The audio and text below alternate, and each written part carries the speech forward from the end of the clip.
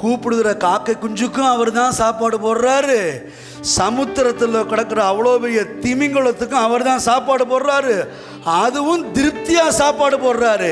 நீர் கொடுக்க அவைகள் வாங்கி கொள்ளும், நீர் கையை திறக்க அவைகள் நன்மையால் திருப்தி ஆகுமா.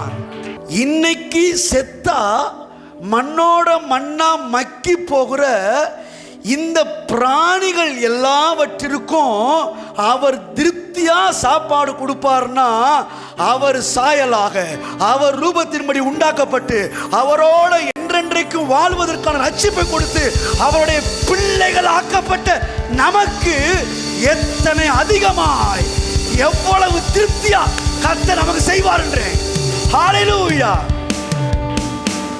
பிராணிகளுக்கே திருப்தியா கொடுப்பார்னா பிள்ளைகளுக்கு அதை விட அதிக திருப்தியா கொடுக்கிறாரு.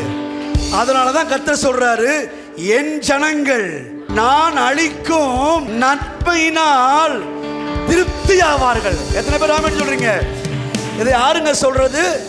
கர்த்தர் சொல்லுகிறார், என் ஜனங்கள் நான் கொடுக்கும் நன்மையினால் திருப்தி ஆவார்கள்.